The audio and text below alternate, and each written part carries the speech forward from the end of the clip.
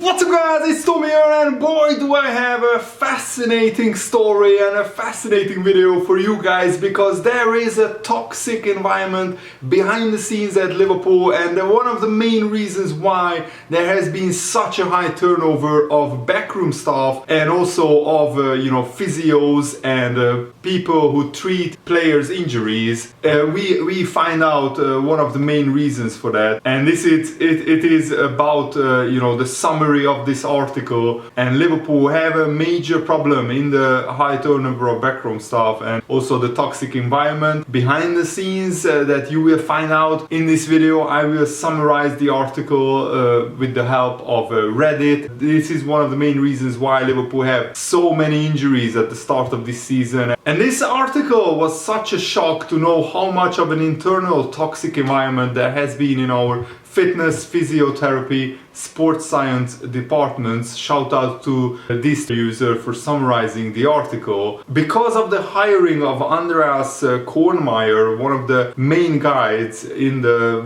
Liverpool fitness department, and his way of running it, that led to actually mass resignations and firings in Liverpool's backroom staff. So in 2016, Kornmayer was brought in, and it made the relationships between our Spanish and English staff worse, as they fundamentally disagreed with each other's approaches. When Andreas Kornmayer arrived, he was willing to push players to their absolute limits, whilst many internally wanted to push them less to stop them getting hurt. Kornmayer gained Jurgen Klopp's unconditional support immediately, and it stopped the cooperation of our fitness and physio sports science department, and there was a lack of accountability that could affect player availability. The environment got toxic, and a bunch of Liverpool staff quit. Edwards hired Jakobsen in 2018 to be head of performance. He got into it with Kornmayer on day one. They had a bust up, and it became clear he wouldn't last, as Kornmayer refused to compromise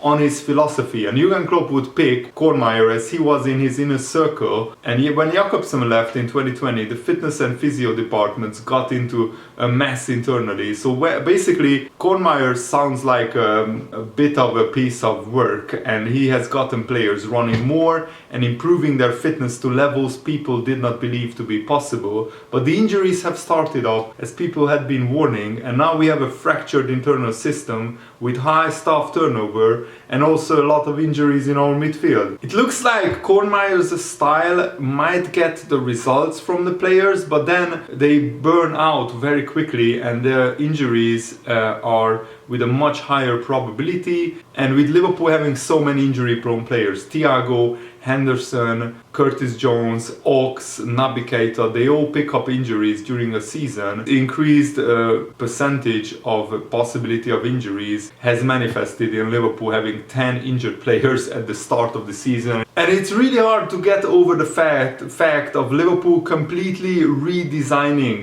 the transfer policy to focus predominantly on availability and explosiveness. And the first signing after that redesign was Naby Keita, which is pretty ironic in hindsight, but probably at that time Naby Keita wasn't as injury prone. Ultimately, what is hard to understand is why, when the Liverpool player injuries will not ease up, and with the various departments in Liverpool backroom staff are in turmoil, why does Klopp still trust Andreas Kornmayer unequivocally so much? Why does he insist on a small squad when rotation will help, and just signing one midfielder in the summer, even though our first and second choice target of Tchouaméni and Jude Bellingham, they weren't available? Liverpool should have still signed a player. Why have we not basically freshened up the midfield for 3 years and signing an experienced 24-25-year-old player or something like that, or 27-year-old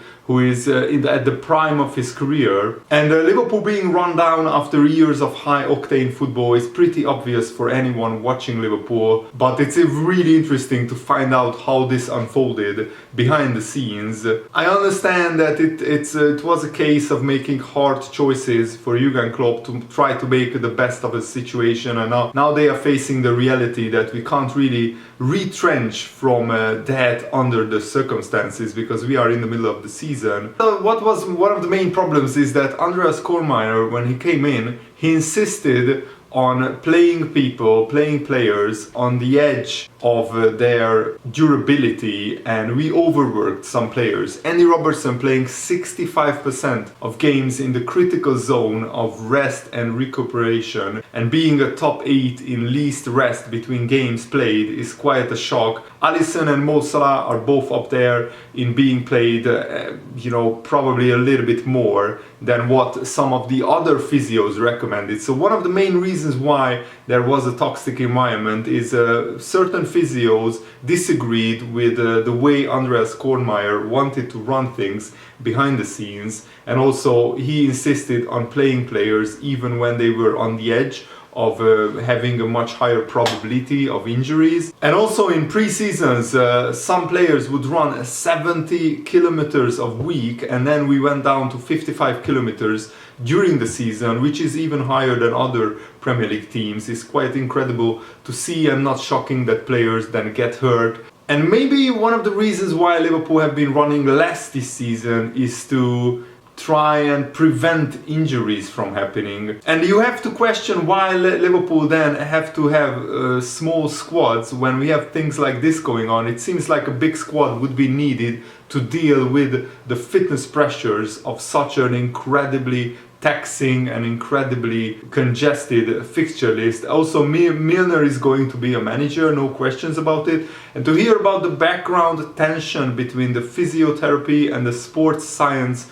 departments that were clashing during Klopp's tenure was a bit of a shock and a bit of a surprise. Significant staff turnover because of Andreas Kornmayer, and clashes between staff was not what we expected to read, and that would explain why, for example, the Spanish physio the players loved, he had to leave after we won the Premier League. Also, Liverpool rebuilt their recruitment to focus on availability number 1 and explosively number 2, and the first player we signed under that new rebuild is Naby Keita. Wow, that is some shock. The final conclusion is something we all really know: soft tissue injuries, muscle injuries are rising in football by 15% over the last decade, and with Liverpool's increasing age in the midfield, and our susceptibility to get hurt will increase, and that has cost us titles and trophies already. So Liverpool need to freshen up the younger squad, and Liverpool aren't exactly the club to be swapping out brand new squads every 3 or 4 years. So managing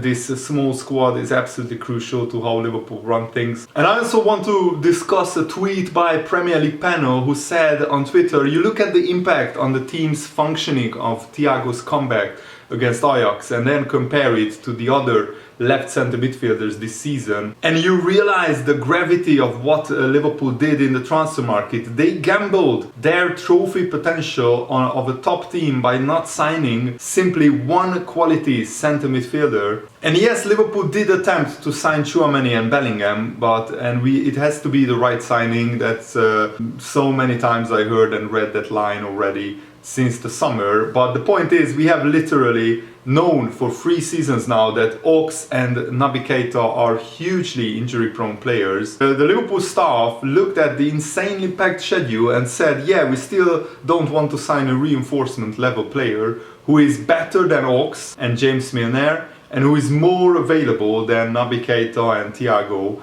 to bolster the squad. And this is what I don't understand. Why didn't Liverpool decide to sign a midfielder who is in the 35-45 million pound bracket, or even a 25-35 million pound bracket, and who is on the level of Matheus Nunes? There are so many midfielders like that. And yes, we probably tried to sign Conor Leimer from Leipzig, but we only acted and signed Arthur when Henderson got a long-term injury, and it was pretty evident that we were so short in midfield. But why does so many injuries have to happen for Liverpool to realize that? Because we knew half of our midfielders are injury prone, the other half are too young or too old to sustain a title challenge week in, week out. You need a settled, very good midfield. And it's a very good argument that the whole right player, or not just any player outlook, only makes sense when you actually get the right player. When you don't, you're too stubborn to be pragmatic about bringing in players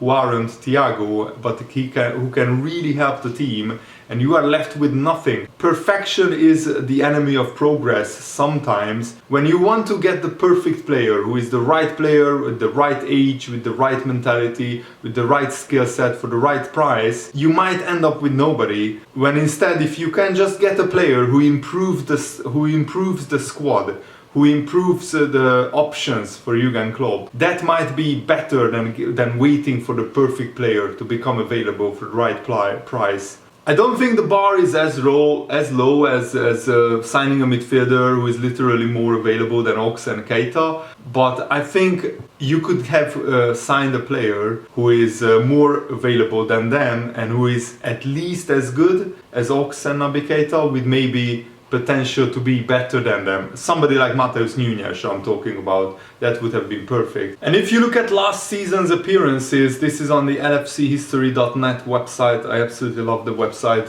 This is not sponsored.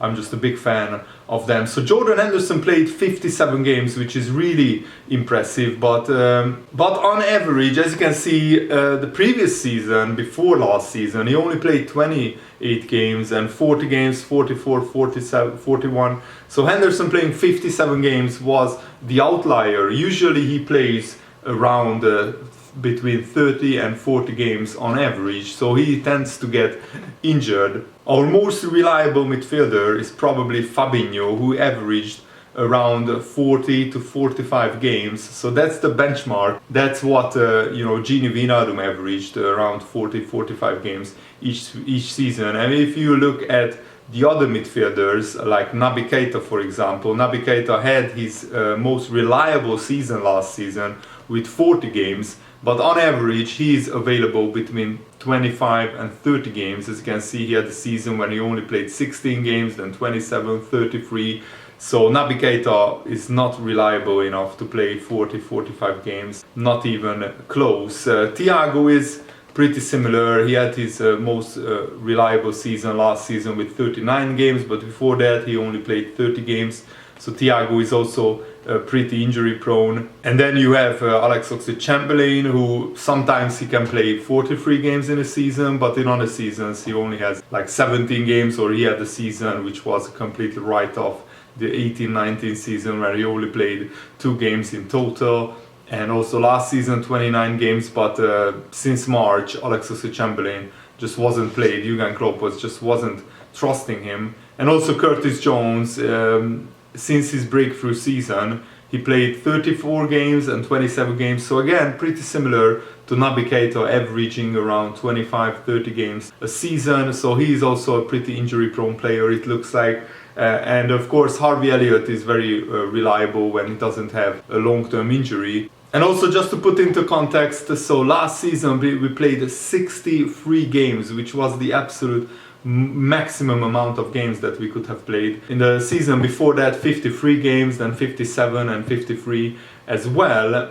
And on top of having played all the games last season, we had a pretty grueling preseason with a lot of games, a lot of traveling, and also we did so much extra work, extra load last season. Basically we played 20% more matches than we would usually play, and the high-end intensity all the way through to the end, to the last day of the Premier League season, to the Champions League final. Every single season was a cup final for Liverpool, and it's not possible to do that level of extra load without coming out at the other end with much higher physical and mental fatigue than for a normal season. And on top of carryover fatigue, we are in another ultra intense season due to the World Cup and compressing the fixture list. Liverpool will have 9 games in October, which I already mentioned and showed you the fixtures in the previous video. So we are running less in games. It feels like maybe it's a deliberate decision, we don't know it for certain,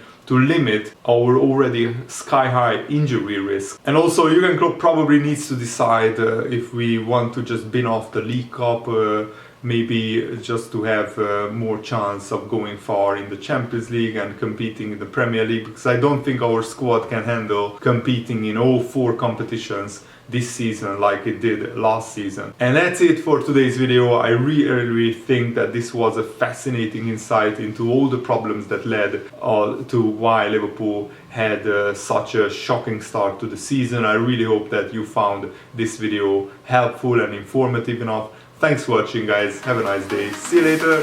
Goodbye.